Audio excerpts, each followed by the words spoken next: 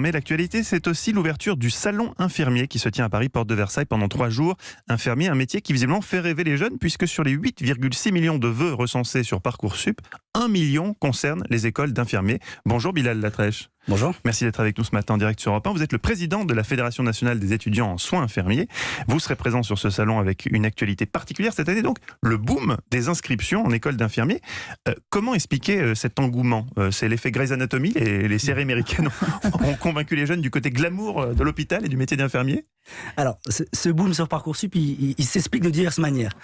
Déjà, la suppression du concours de l'année dernière a été beaucoup médiatisée. Donc, ça a permis justement déjà de communiquer sur la formation.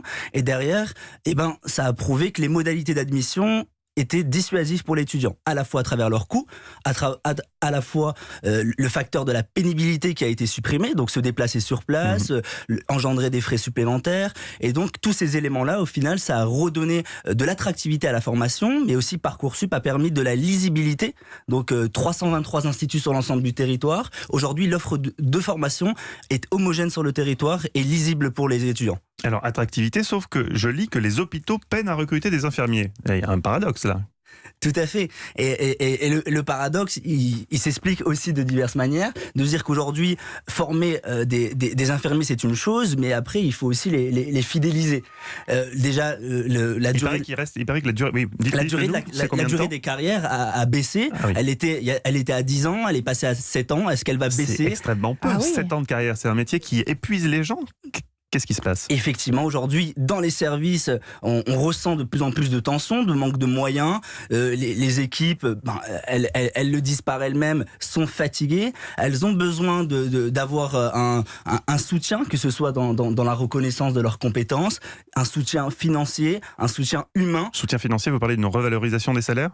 Tout à fait. C'est quoi les salaires ? On va parler très concrètement aujourd'hui pour les jeunes qui voudraient faire infirmier. C'est quoi le salaire quand on commence grade 1, échelon 1 ? Salaire brut, c'est environ 1 700 €. D'accord. Ah oui, 1 700 €. Et surtout, je crois que l'évolution n'est pas immense, parce que je crois qu'en fin de carrière, on arrive à 2 700 €, c'est les chiffres que j'ai trouvés. Au bout de 30 ans, j'ai lu. Voilà. Il faut y arriver. Il faut y arriver, et comme c'est 7 ans la moyenne. Et pardon, autre question concrète, Bilal Latrèche, combien de temps dure la formation pour être infirmier ? 3 ans. 3 ans, et les carrières ne durent que 7 ans. Enfin, pour certains, ne durent que 7 ans. Vous imaginez le rapport, quoi. On appelle ça le durée de vie moyen d'un infirmier. Et effectivement, aujourd'hui, c'est quelque chose qui étonne. Donc, ça s'explique par de la difficulté on va dire que c'est un métier qui épuise, qui fatigue. Et donc, il faut vraiment repenser aujourd'hui le modèle économique de cette profession. On parle aujourd'hui aussi des infirmiers de pratique avancée. Qu'est-ce que c'est que ça ? À quoi ça correspond ? Alors aujourd'hui, pratique avancée, au final, c'est un infirmier qui va pouvoir se spécialiser, avoir un diplôme de niveau master, et donc qui va avoir des compétences élargies. Il va pouvoir faire d'autres actes. Tout à fait, il va pouvoir renouveler des prescriptions, il va pouvoir prescrire des examens complémentaires, pouvoir faire des examens cliniques, conduire des entretiens. Donc aujourd'hui, c'est vrai que c'est une vraie avancée.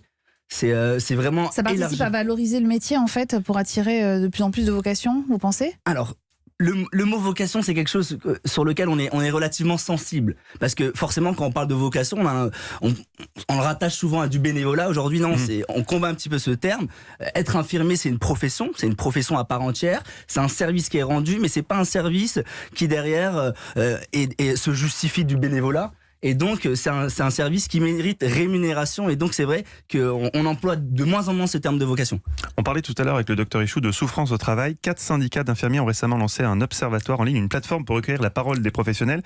Ils sont incités à déclarer les problèmes qu'ils rencontrent pour évaluer et apporter une réponse au mal-être infirmier. Déjà, il y a un mal-être infirmier, des souffrances qui ne sont pas suffisamment déclarées aujourd'hui par les infirmiers. En tout cas, il y a un mal-être et l'ordre a pu mener une enquête et les chiffres ont révélé qu'il y avait un mal-être au niveau de la profession. Là, nous, du coup, en tant que fédération étudiante, on a pu aussi mener une enquête en 2017, 14 000 réponses, 2 000 témoignages.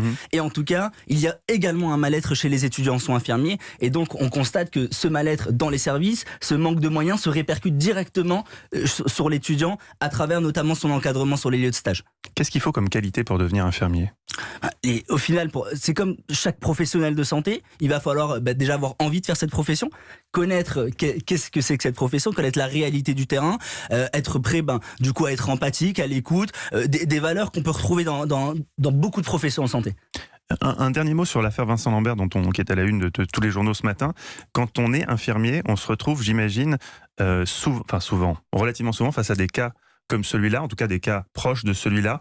Il faut y être préparé psychologiquement. Être infirmier, c'est pas seulement le soin en lui-même, c'est aussi toute l'éthique qu'il y a autour. Bien sûr. Et ça, c'est compliqué. Quel est votre point de vue sur cette situation, par exemple ?